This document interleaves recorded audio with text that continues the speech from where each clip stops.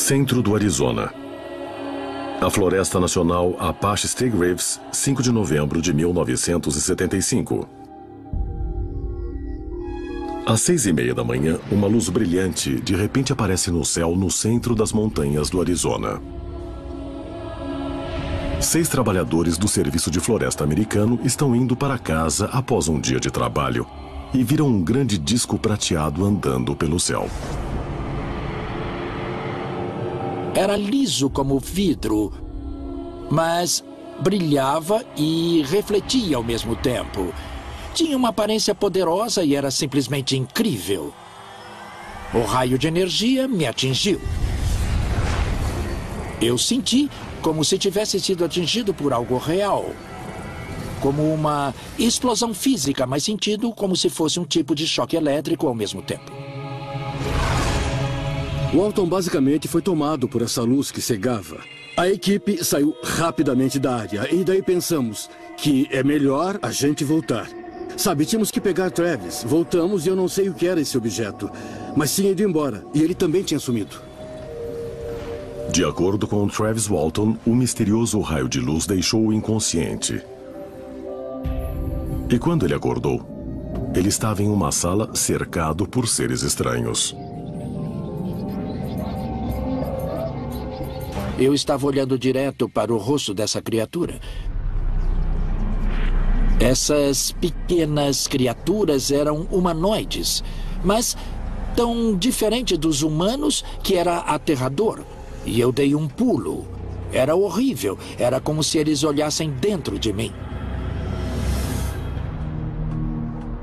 As equipes procuraram em todos os lugares pelo trabalhador desaparecido.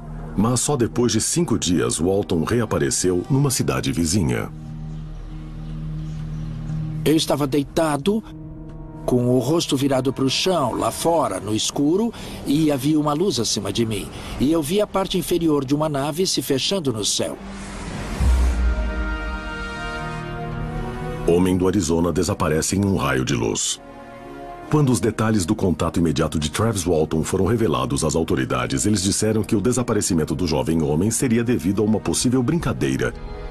Mas os pesquisadores dizem que o caso de Travis Walton é uma das histórias de abdução mais características já registradas. Histórias sobre encontros com alienígenas, abduções em diferentes regiões são tão antigas quanto a espécie humana. Uma coisa enigmática já acontecia conosco e com os nossos ancestrais. E quando vemos relatos de abduções modernas, descobrimos que eles são parecidos. Washington, D.C., dezembro de 1969. O governo dos Estados Unidos encerra abruptamente o projeto Blue Book, uma investigação da Força Aérea sobre a visão de OVNIs e contatos com extraterrestres. Embora mais de 12 mil relatos tivessem sido investigados, no espaço de 20 anos, o governo concluiu publicamente que a maioria dos casos foi confundida com fenômenos naturais. Mas dentro da organização, o astrônomo J. Allen Hynek, do projeto Blue Book, tinha criado um sistema de classificação de dados que ele acreditava fornecer evidências científicas sobre encontros alienígenas. 19 de setembro de 1961.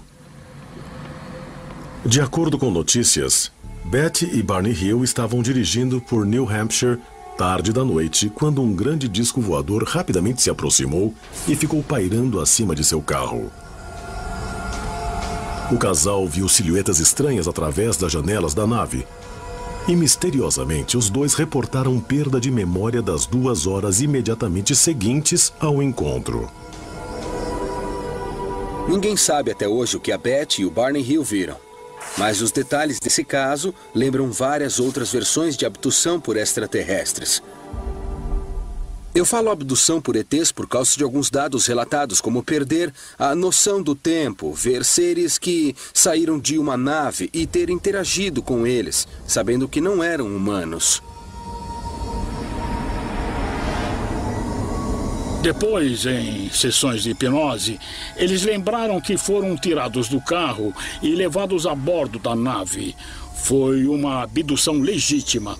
E a Beth implorou para os seres que a levaram que não a machucassem quando a deitaram numa mesa e fizeram experimentos nela. Chegaram a inserir uma agulha na barriga dela. O Barney contou que retiraram amostras da sua pele e até colheram seu esperma.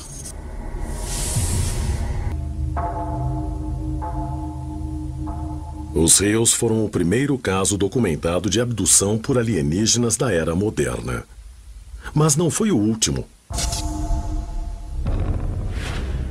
Desde os anos 60, houve muitos outros relatos similares, incluindo o de Kim Carlsberg, uma fotógrafa que em 1988 alegou ter sido abduzida por alienígenas Grey no meio da noite. Eu morava em frente à praia, em Pacific Palisades. Eu andei até a janela e vi uma luz no horizonte que nunca tinha visto antes. Morei perto da praia a vida inteira e sabia que não era um barco, que não era uma estrela. Fiquei olhando para a nave e quando eu percebi, ela foi bem rápido para o meio das estrelas e desapareceu. Aí eu fui para a cama, como sempre. Mas acordei no meio da noite e percebi que não estava mais na minha cama. Eu estava nua e estava paralisada. Os seres que eu vi tinham cerca de 1,10 m. Eles estavam nus, eram meio brancos. Não eram cinza, tinham cabeças enormes, olhos pretos enormes e corpos bem pequenos. Existem muitas histórias de Greys levando humanos para suas espaçonaves e até de inseminações com material reprodutivo alienígena. Mulheres dizem que conceberam bebês híbridos de humanos com ETs e que tiveram os fetos removidos de seus corpos para que eles se desenvolvessem em naves alienígenas. Em alguns casos, elas dizem que voltaram até a nave e conseguiram ver esse bebê híbrido. Eu fui usada para extração de DNA. Fizeram crianças híbridas, com meus óvulos combinando com o DNA deles e o esperma deles. Eu recebi um implante de um feto alienígena e eles deixaram o feto no meu corpo por alguns meses. Depois me levaram de novo e removeram o feto. Aquilo foi horrível, foi assustador. Não é possível ter tanta gente dizendo que foi abduzida e não existir alguma possibilidade de verdade nisso. Eu acho que está acontecendo. Não sei se esses ETs têm algum programa de hibridização, se estão pensando que trazer esses híbridos para o nosso planeta algum dia, quando o ambiente mudar. Mas, na minha opinião, alguma coisa muito estranha aconteceu com as pessoas que alegam que foram abduzidas. Existe uma superabundância de testemunhos de várias pessoas que dizem que lembram desse tipo de criatura e de terem sido levadas por elas. Seria o ser humano realmente o produto de uma manipulação genética feita por visitantes extraterrestres? E foram nossos ancestrais algum tipo de criatura híbrida, humanoide, reptiliana? Eugene, Oregon, 1982. Wes Penry acordou em seu quarto se sentindo paralisado e completamente gelado. Ele viu o que descreveu como uma criatura horrível dentro do quarto. Verde, sem cabelos, extremamente musculosa e com olhos vermelhos flamejantes. Wes ficou aterrorizado até que a criatura desaparecesse do seu quarto. No começo dos anos 80, eu reparei que houve relatos que surgiam de pessoas que alegavam ter tido contato não apenas com seres baixinhos e cinzentos ou com loiros nórdicos dos anos 50. Esses seres eram bem diferentes. Esses eram seres humanoides reptilianos, ou seja, seres humanoides que tinham a fisiologia de réptil em sua aparência externa. E eles começaram a aparecer em algumas sombras em alguns dos casos mais confiáveis que eu estava investigando. Eu conheço vários casos em que a pessoa acordou no meio da noite, meio que congelada na cama, incapaz de se mexer, vendo essas criaturas de mais de 2 metros de altura, de aspecto reptiliano, pairando sobre a cama. E cada uma das pessoas que deu esse relato teve a sensação de completo pavor, de ódio. Agora, você pode, eu acho, argumentar que a pessoa fica tão apavorada que ela deduz que os répteis são hostis. Esse é um ângulo interessante de se observar. Talvez eles só parecessem bravos, parecessem amedrontadores, e a pessoa presumiu que de fato eles fossem, mas talvez não. É muito possível que isso esteja acontecendo aqui, que um grupo supervisione o planeta Terra. Esse poder superior no universo que monitora coisas na Terra. Então isso vai ao encontro da ideia de que nós estamos num projeto em andamento de espécies extraterrestres. Eles estão aqui para observar sua criação. Washington, D.C., 1957.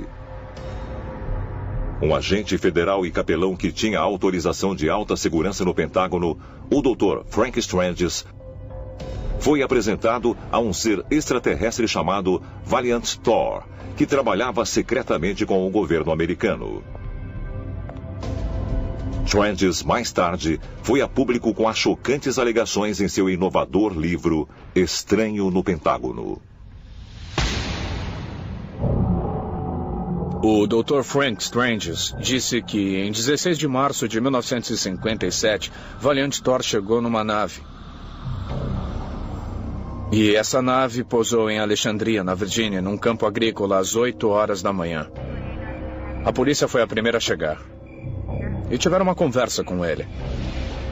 Ele queria se encontrar com o presidente Eisenhower. Então eles o levaram ao Pentágono, onde ele se encontrou com o secretário de Defesa. Depois disso, eles o levaram até a Sala Oval para se encontrar com Eisenhower, Nixon e todos os chefes do governo.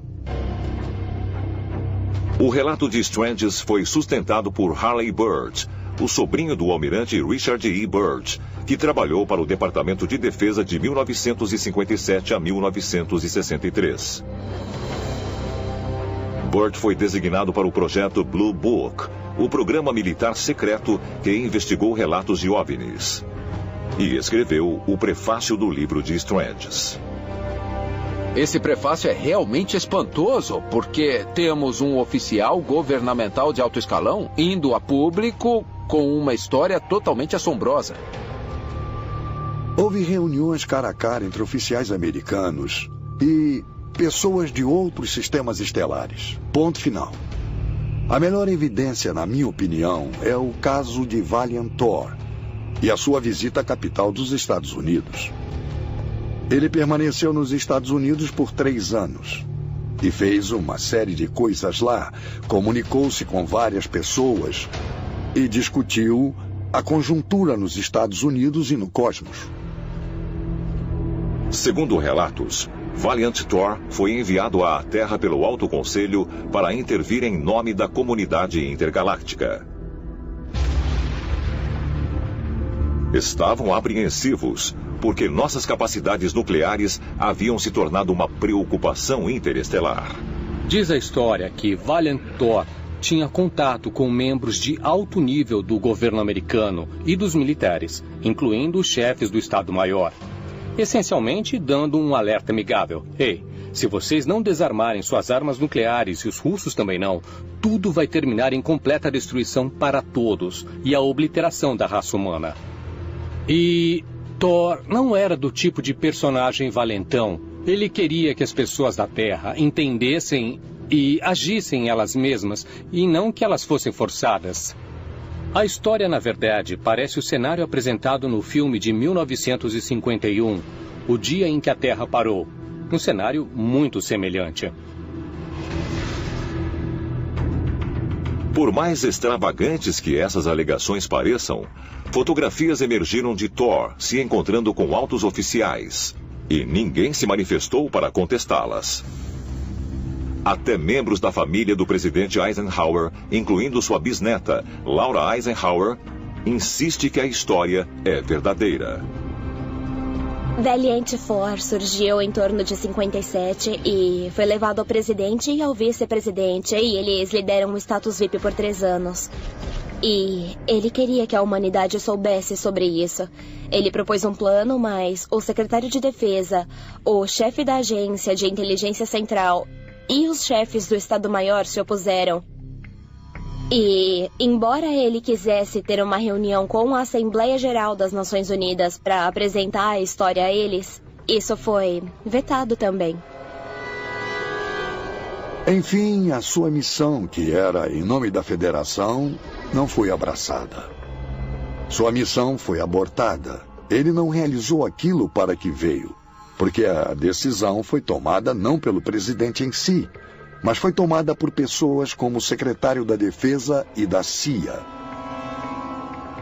E acho que foi um momento decisivo na história dos Estados Unidos e do mundo. Tivemos a oportunidade de mudar nosso modo de ser e perdemos essa oportunidade. Resumindo, nós a jogamos fora. O que é muito interessante na dinâmica de Valiantor é se isso era ou não algo que fosse parte de um plano maior. Se de alguma maneira havia esses soberanos nos bastidores controlando a humanidade. Valiantor afirmava que tinha sido mandado para um alto conselho para falar com os líderes militares da Terra e alertá-los dos perigos das armas nucleares. Um grupo extraterrestre não vai se tornar abertamente conhecido até que essa sociedade esteja pronta, ou seja, até que seu desenvolvimento tenha naturalmente os dirigido a favor da ideia da vida extraterrestre. Assim, não seria uma grande surpresa e não tumultuaria sua ordem social e política existente. Se estamos sendo monitorados por extraterrestres, parece-me que o motivo de eles não pousarem abertamente na Casa Branca é algo muito parecido com a principal diretiva. Acho que a principal diretiva é que eles não devem interferir conosco, que nós temos o poder de escolha e que eles têm que nos deixar exercitar essa escolha que o Criador nos deu, mesmo que muitas vezes nossas escolhas sejam ruins. Tomamos decisões erradas. Esse é o nosso legado. Temos permissão de fazer isso. Governantes, presidentes, reis e rainhas através da história sempre têm essas histórias sobre consultar forças superiores. Será que esses soberanos extraterrestres ou pandimensionais ainda existem hoje e guiam os governantes de várias nações? E eles ocasionalmente se encontram para determinar o que eles vão fazer a respeito da humanidade. Pessoas hoje afirmam que estão em contato com o Conselho Divino. Quando você olha isso, tem que perguntar, é possível que seja o mesmo grupo de seres extraterrestres que emergem repetidas vezes na história humana? E que, de fato, eles podem ter um plano de longo prazo ou de longo alcance para a humanidade?